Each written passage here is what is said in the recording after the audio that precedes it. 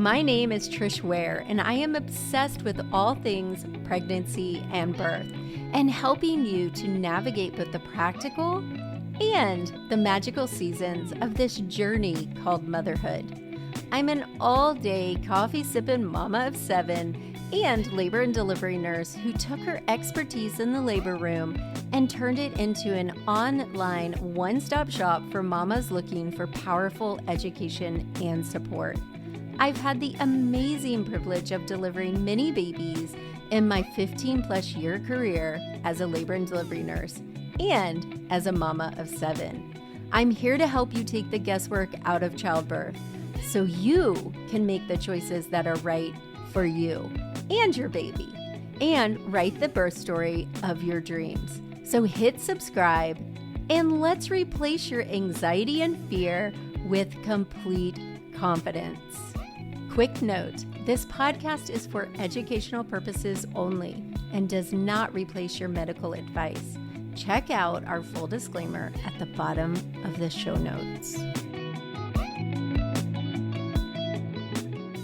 Hello, everyone. I'm so excited today. We have another powerful birth story, and I have one of my followers from Instagram. Her name is Ronnie, and she's going to tell us all about her birth. So welcome, Ronnie. Hey, thanks. I'm so excited. I know that this is probably kind of new for you to be on here. So we're going to just walk through some different things about your birth and just share with everyone. So what number baby is it that we're talking about today? So this was my second baby. Okay. Can you tell us a little bit about your first birth? Yeah, my first birth was a C-section back in April of 2020. It was right at the beginning of the pandemic. There was a lot happening. I was literally about to be like, April of 2020. That's when we launched our first course, and it was literally when everything shut down. Yes. Yeah. So it was a little scary. I was a first time mom and my husband and I knew like nothing, right? We just trusted that everyone would take care of us, like pretty laid back. And that just was not the case. So we got there. I wasn't very dilated and they admitted me and they were like, it's okay. We'll get you started on Pitocin. Let's get your epidural. And I was just like, okay, like you guys are the medical professionals. I was so wrong. And yeah, it was just a really rough labor. It was on my back the whole time. Yeah, baby was OP. And the nurses and I kept trying to tell the resident, like, he's OP, he's facing up. Like the way I was feeling his movements, I just knew. And she was like, no, he's not. You don't know what you're talking about. Just relax. And I was like, okay. I got to a 10 after 20 hours of laboring, finally, just on my back the whole time. They really didn't even come in and adjust me much. They just were like, whatever. And I pushed for 4.5 hours. And this nurse kept saying to me like, oh, you're almost there. You're almost there. And after 4.5 hours of that, like any trust I had in this woman was gone. I was like, I'm not almost there or I wouldn't still be pushing. Eventually they were like, well, maybe we should call like the doctor on call and not just the resident. We're just going to Facebook message him real quick. And yeah, no joke. My husband and I were like, what? In the interim time, so I guess they Facebook messaged him. I don't know. I'm so in shock right now. Like, what? I know, retelling this story, it just, yeah, you just can't even believe it. But yeah, so they called the resident back in and she was like, yeah, the doctor's coming. The woman next door just had her baby. She gave good pushes. And yeah, she's like telling the nurses, like, she did a really good job. What does that mean for you? I know I was like, are you insinuating I'm not? I don't know. Like, I'm a first time mom. Just help me out. Yeah. Doctor showed up and there was no change. He tried to flip the baby. They turned my epidural off somewhere in there. So then I was like exhausted and in excruciating pain. And he was just like, I think we should go back for a C-section. And at that point I was like, I clearly don't. Yeah. Okay. So we did, and baby was healthy and physically I was fine, but emotionally I was a wreck. I very traumatized and my husband, he explains it probably better than I even could. He was like, it was like I knew this like vibrant, happy woman for our entire relationship. We're high school sweethearts. We've been together for a long time.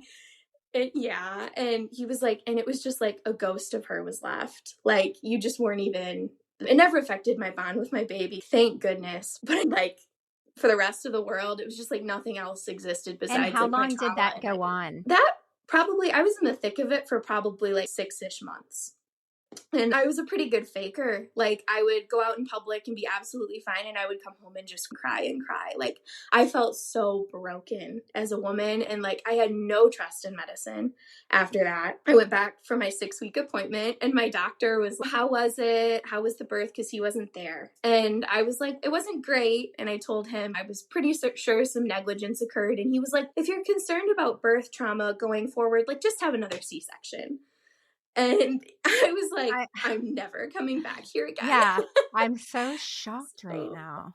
Yeah, it was a mess. The whole thing was just a mess. I just pulled myself up and dusted myself off and just told myself, like, you have a beautiful baby and a great husband and a good life. So, like, you're fine. Everything is fine. So, gosh, I think when my son was 10-ish months, we were like, let's try for another baby. I was ready for another little one. So was my husband. So we tried and got pregnant pretty quickly in March of 2021. And this time, like, I wanted redemption. I was like, this is going to be different. And were you I found a new provider. Were you already thinking VBAC at that point? I was. Yeah. I had done a little bit of research myself. I'm a nerd.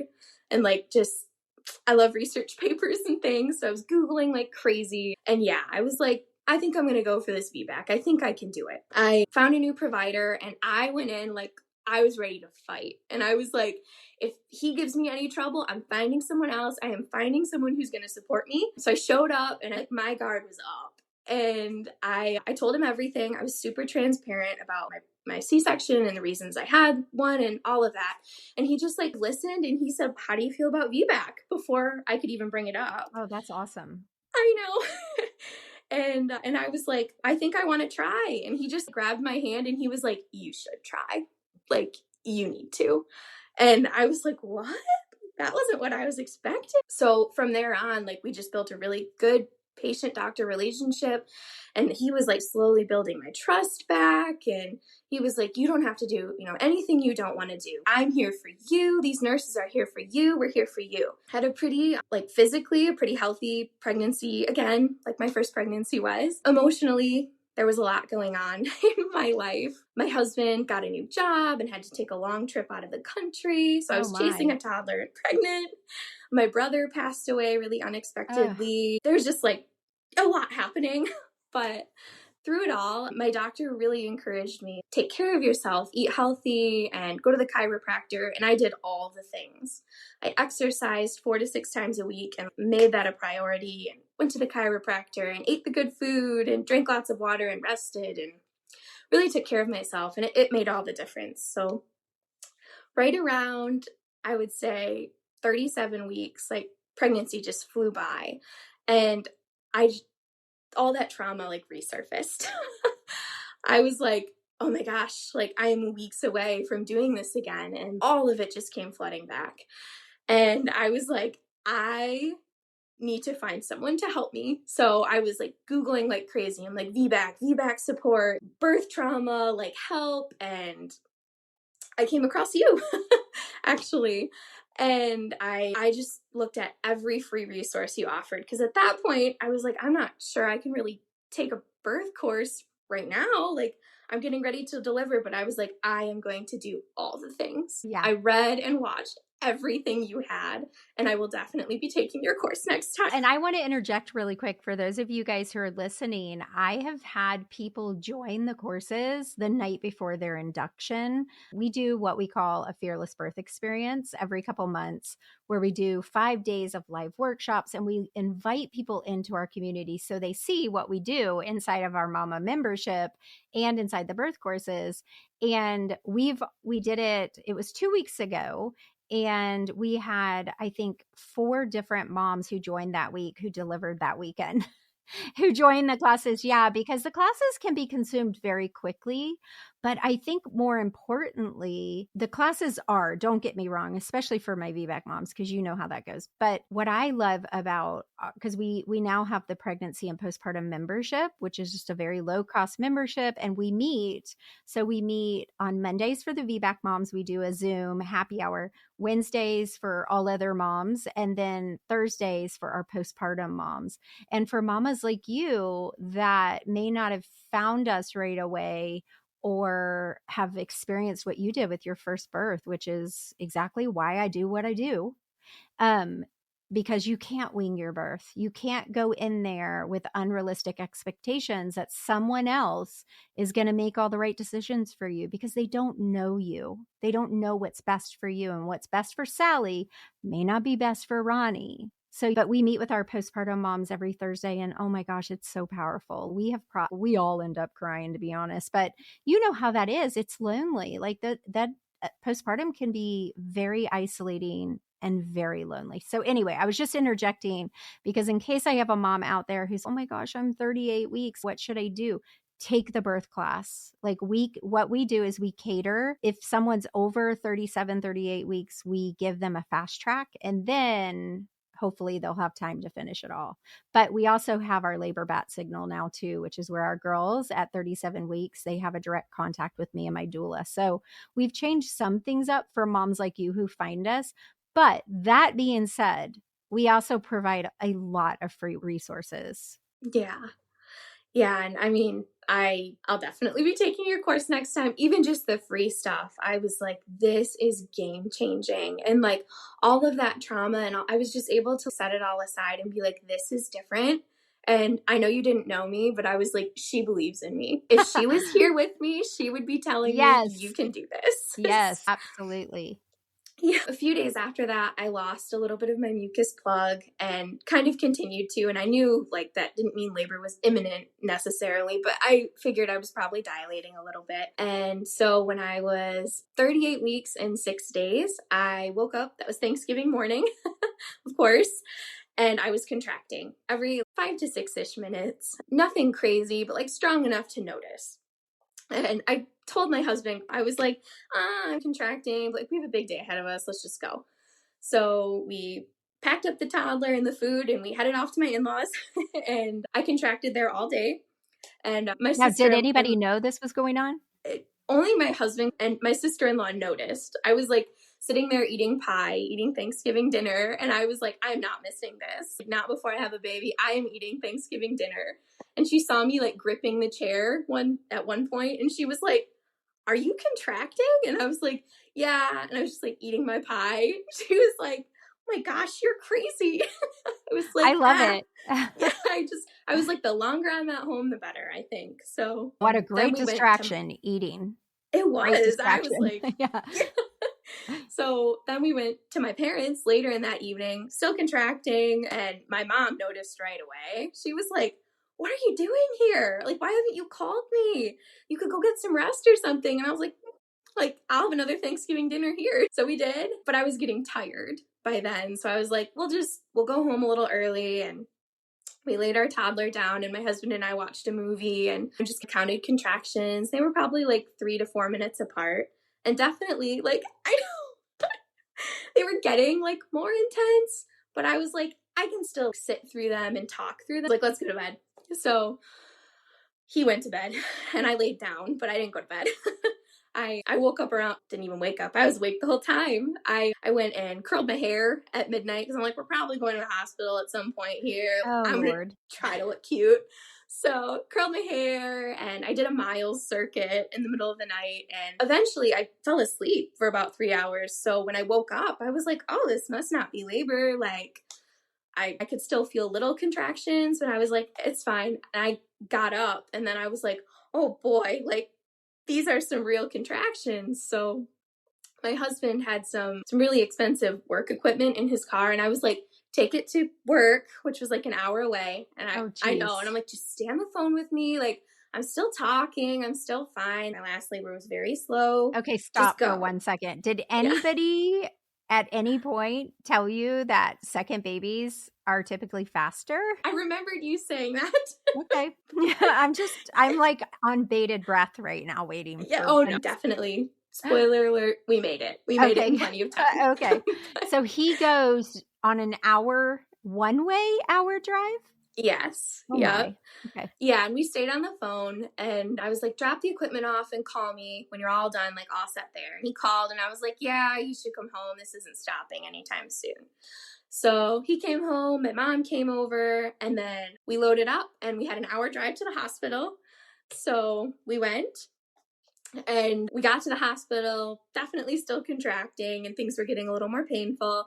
So we sat together and said a few prayers together, and then went in, got admitted, or not, I guess, You went to whatever. I don't triage. know. Yeah, Yeah, I went to triage. triage. Yeah. They checked me and they were like, oh, you're at a 4. We would say you should stay. And I was like, let me think about it. But I noticed like when I was up and moving, things were way more intense than Of when I was course. like, Of yeah. course. Yeah. The studies show that using gravity and movement is more powerful than Pitocin. Oh, I So, believe it. Yeah.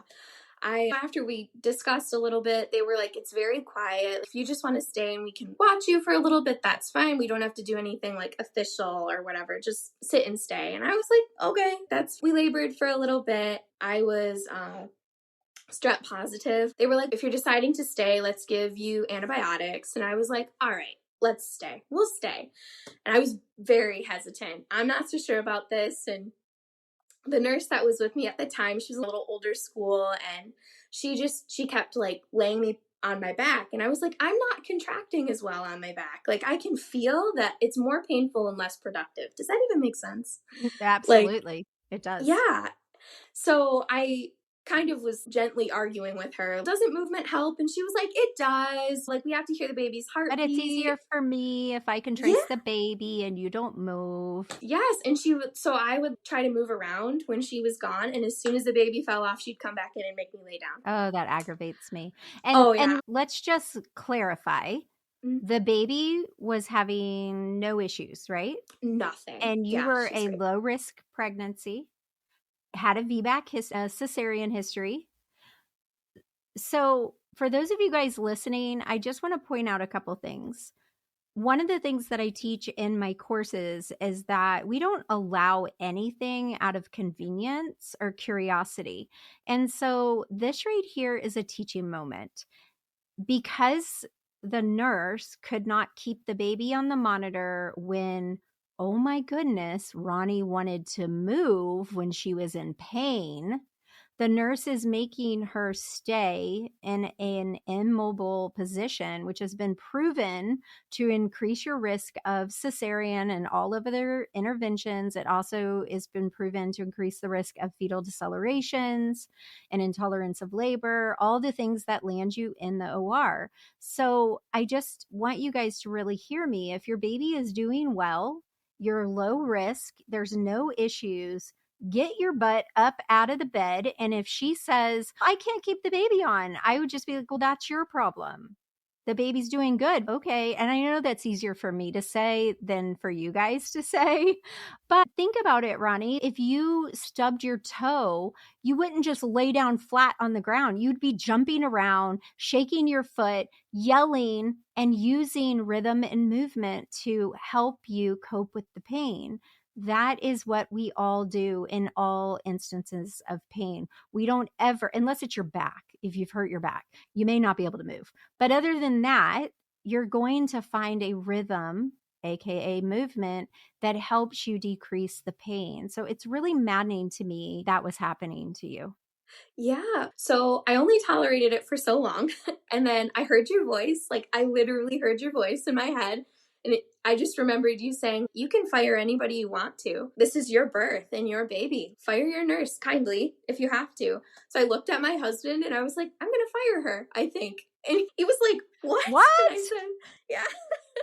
I said, I'm going to fire her. So she walked in and I was spared. She was like, oh, I'm just here to say goodbye and introduce the new nurses. We have a shift change. And I was like, hallelujah. Like, this is going to be better. So she left and I heard that door latch and I looked at the 2 new nurses. One was like a student who had just graduated and the other was a nurse overseeing her. And I was like, I have to get out of this bed. Like, I cannot be here a second more. And they were like, let's get the portable monitor on you. Like, what are you doing in bed? They even had a wireless monitor and she didn't use it. That's so lazy. Shame on you. Shame on her. I know. I was like, whatever. Yeah. The good ones were here now. And these nurses, they were like incredible. I've never met better medical professionals in my life. Like, shout out to those nurses. Yes, Rachel and Stephanie.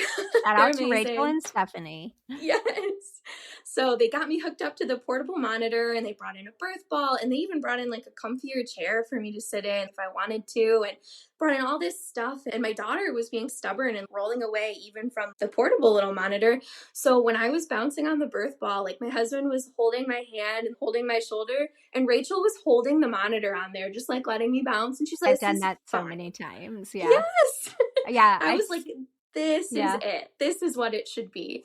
So we did that for a little while, and then they were like, you know what, let's just dim the lights and give you a few minutes to labor peacefully by yourself. And things were getting like pretty intense, and I don't know how to explain it besides I was just in the fog. I was like, you're in your zen. I was, I was like so withdrawn, and I was like, I probably still have hours of this, and I can like barely breathe, but I'm just like each contraction just trying to like hold on. And they left, and it was really like as painful as it was calm and peaceful. Like and I was shocked. And joyful. It was. Yeah. I was love it. shocked, but it was just my husband and my baby and I just like laboring all of us together. And eventually, it was probably like an hour or two after that, I was like, okay, the contractions were right on top of each other, and I knew what transition was. Like, I had read about it, heard you talk about it, but like, I wasn't putting the pieces together that like when I was shaking like a leaf and could barely think, that's what was happening. Isn't it funny how it sneaks up on you and you're like, what is this? What is this? And then all of a sudden you're like, oh, I know what this is. Yes. And like the last they had checked me, I was at a 4. So I was like, pushing and having a baby is so far off right now. Like, I've got way more time and I'm not sure I can handle this. So I told my husband, like, call in for an epidural, even though like I was a little disappointed because I wanted to go natural. And I was like, I'm just going to go use the bathroom. Oh, shoot. Yeah. So he went and called. I walked in the bathroom and I shut the door behind me and just mumbled, just leave me alone for a minute.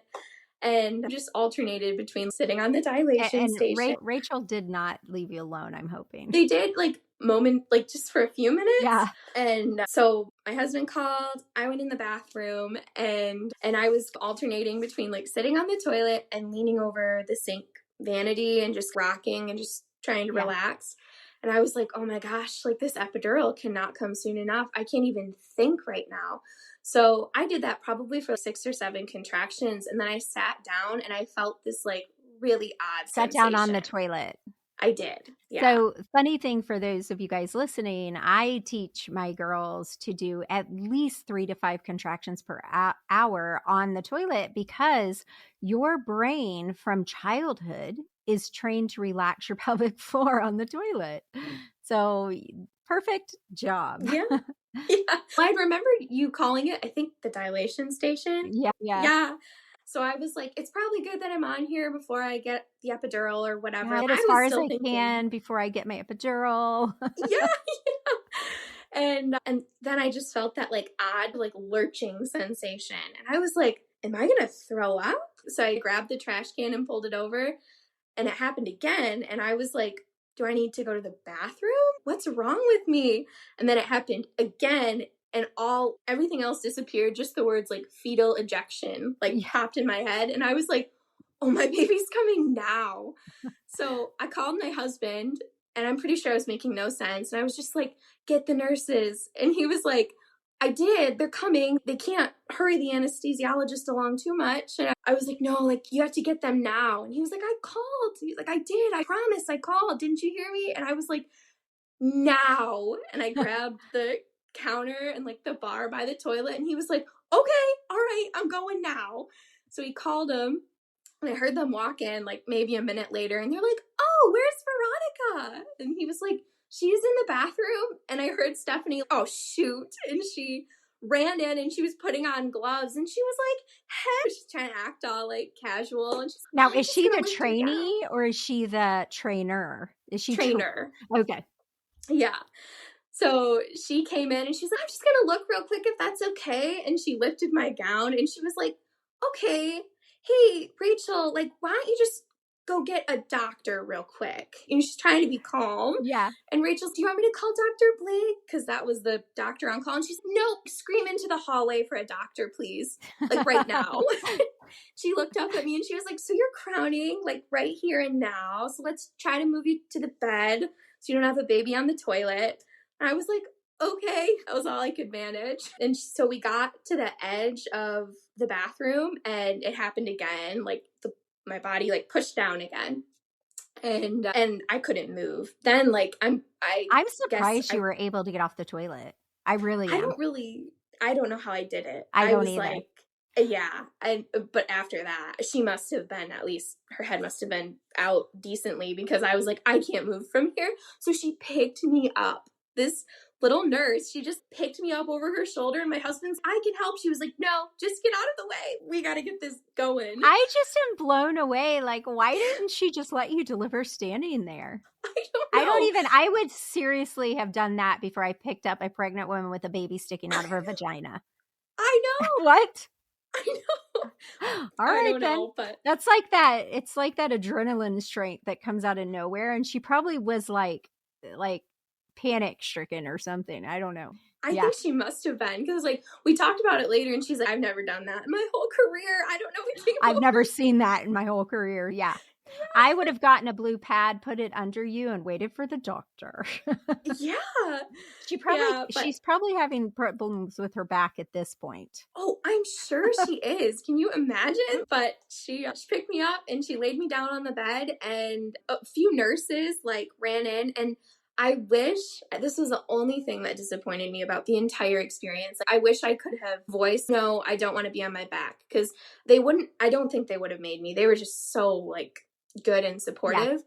But I couldn't even talk to say, no, I want to. And I will tell you that I've had 6 unmedicated deliveries, and for my earlier ones, I didn't know I could speak up and not be up in the stirrups and all that. But for the rest of them, I had all these plans of pushing or delivering in the squat or whatever, but every single one of them, I fell back onto my back in a wonky position. Like it was the last thing, and that's just what I did. So you might have done that anyway. Okay, well, I guess that makes me feel a little better. I mean, because the hardest part of pushing is getting the head out, and you've apparently already accomplished that. So I bet your husband was in shock. Oh, he like does not do super well with like medical things. So he was like ghost white. He was like, oh, gosh, what is happening? Yeah. So a few other nurses ran in. I noticed that. And the doctors he just kind of moseyed in. And he was this like big burly guy. And Stephanie was like, you need to get over here. And he looked and he was like, oh my gosh. And I swear, I'm sure he didn't, but I swear he sat down on the rolling stool and shoved himself across the room to get in front of me. Like, this is like a Saturday Night Live skit. I see this little nurse picking up a pregnant woman with a baby hanging out of her. Yep. A doctor like doing a fast zoom across the room on a stool. Your husband going white. Yeah, it was. And you're like, I'm getting an epidural. Yeah, I'm still like, and like still, I'm laying on the bed and I'm still like, I've got hours to go. I don't know how I'm gonna do this. And Stephanie, that's called denial. The nurse, yeah, I was so in denial. She looks down at me and she was like 2 pushes and this baby will be all the way out. Like she's like out. And I looked at my husband, and I had never told him before that like I hated that other nurse kept saying I was almost there when I wasn't. But like somehow, I don't know, there was some kind of understanding, because he was like, she's not lying to you. Yeah. And 2 pushes and like she just popped right out. And nice. That was it. Yeah. And I had a 2nd-degree tear. Well, because she came out flying. Yeah, she did. Yeah. She really did. Yeah. Yeah. But they took her and checked her because she had a bowel movement inside of me. Yeah, because you probably scared the shit out of her too. I'm sure I did. Yeah. They stitched me up. It was really no big deal. Like for any mom who's worried about doing it natural and like worried about tearing, I didn't even feel it. There was so much pressure. Like it hurt, but it wasn't like your typical like church lady horror story. Like when I had my baby, it wasn't like that. It was. You know what? I think the one thing about so there's 2 things, and of course it's hypothetical. Had they let you push her out standing up, you might not have torn, but you might have. So it's really a moot point at this stage, but it's so correct. You do not feel it. No, and I felt it afterwards. It hurt, but really, I guess it's all the hormones that just rushed in. I was just like, I just had a baby and I VBAC'd. Like, I did it. And I was so happy. I didn't even feel it. It was Well, like, in all that area, there's so much going on and so much pain. Our brain cannot take all those receptors. It's okay, I'm dealing with this pain, that pain I don't know about. yeah, yeah, Love it. I love yeah, that birth story. It's so amazing. I'm so proud of you. yeah. Thank you. And Yeah, I'm it was sure so. that was such a redemptive feeling when they laid that baby on you. They did. Yeah, it was. I just looked at her and I was like, "Oh my gosh, we did it." Like all of the work and like all of the suffering and the trauma, it was just gone. It was just like, "I did it." And I was like trying not to cry, but Well, yeah. and I So, know, like, obviously, I didn't get to walk through the other side with you because you didn't come into the community. Um, but one of the things that we process with the girls is that feeling of there's like my body's broken or there's something wrong and like maybe my body can't do it. And that is traumatizing to have those thoughts and to be like, oh, my body isn't broken. The system's broken, but my body's not broken. yes. Yeah, and all of that was going through my mind and heart just like I felt so whole and unbroken. And after everything calmed down finally, because it was like a whole circus going on, and everyone left, my husband looked at me and he was like, I have my wife back. You're back. You're so happy. And he did. I'm Yeah. so healed. Oh, I So, love that so much. And I do want any of you guys listening to know I'm not implying that someone who has a cesarean is broken. I'm just saying from years of working with moms who, like you, probably had an unnecessary cesarean because someone else made choices for you. Because there are absolutely amazing reasons to have a cesarean, and thank God. But a lot of times, unplanned cesareans leave mamas feeling like their body failed them. And even though it's not true, it's in your head. And so that's why we call it the VBAC lab and redemptive birth, because you're able to separate that and be like, okay, my body didn't fail me. And even in some cases, for some of my students, there was an absolute legit reason for the cesarean, but a lot of them there wasn't. And so I love that part of it because even in calm labor, we have a lot of students. Like I just right before I hopped on here, I was doing a birth plan consult with a second time mom who is processing a lot of trauma from her first birth. She did not have a cesarean with her first. She had a vaginal delivery, but just a lot of trauma. And so to be able to process that is so critical, so critical. And my hope is that unlike Ronnie, who like may have processed some of the feelings of that her nurse was deceptive or what have you, which I will have to say, there's so many times when I'm pushing with a first time mom where I see that the baby's right there, but mom just can't grip that push. Now, 9 times out of 10, that's happening when she's on her back with her feet in lithotomy because that's what the doctor wants. And I tell my girls all the time, I can't refuse for you. I have to obey the doctor's orders. So if the doctor says put her in lithotomy when you're ready to push, I have to, unless you say, no, I'm not doing that. Or no, I don't want that. Then I could say, oh, I'm sorry, doctor. She said no, so I can't do it. She's refusing. Then I can advocate for that. But I love that you went in there and you were like, no, this is going to be different. And it was. It yeah. was. Yes, it really was. Like when we got home and we were all settled as a family, my husband and I, we turned on the movie Hercules. I don't know if you've ever seen that Disney movie. Yeah. And he's just not a mushy guy, but there's that scene where Hercules like cuts off the dragon's head from the inside and he was like, that is what it was like to watch you be back. He was like, Oh, yeah. And I was like, I know that doesn't sound romantic to a lot of people, but coming from my husband, he yeah. was like, You're speaking my no, language. I love it. I yeah, love that. That's so amazing. And I'm so happy for you.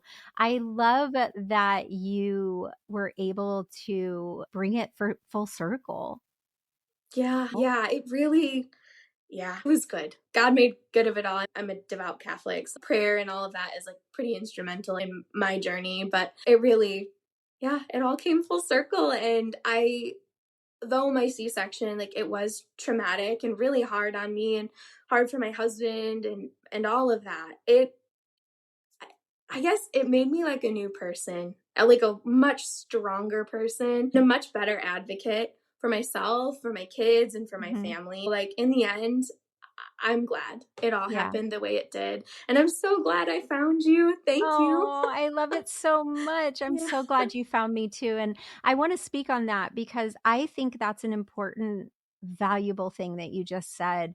And for my moms who are out there, because I have a lot of girls in our pregnancy postpartum membership that still haven't decided if they can ever have another baby because they're processing so much. And I think it's really important part of healing when you're able to look at that circumstance of whatever it is that caused the trauma, and this is in all areas of life, not just birth, and be able to say, okay. And I just watched this amazing documentary on Netflix, and they were saying, like, some of our greatest growth comes out of suffering, out of a bad experience. So to be able to use that and grow is so commendable. So I'm super proud of you. Oh, thank you. You're welcome. Thank you so much for coming on today. I am just so glad that you did and you shared your story. Thank you. Yeah, thanks for having me and thanks for all you do. Oh, thank you so much. I hope you enjoyed this episode of the Birth Experience with Labor Nurse Mama. I just want to remind you guys that postpartum period is hard, but you don't have to do it alone. We'd love to invite you into our pregnancy and postpartum membership. We hang out with our girls, we support our girls, and we are such a strong tribe. So check it out. As always, I'll see you guys again next Friday. Bye for now.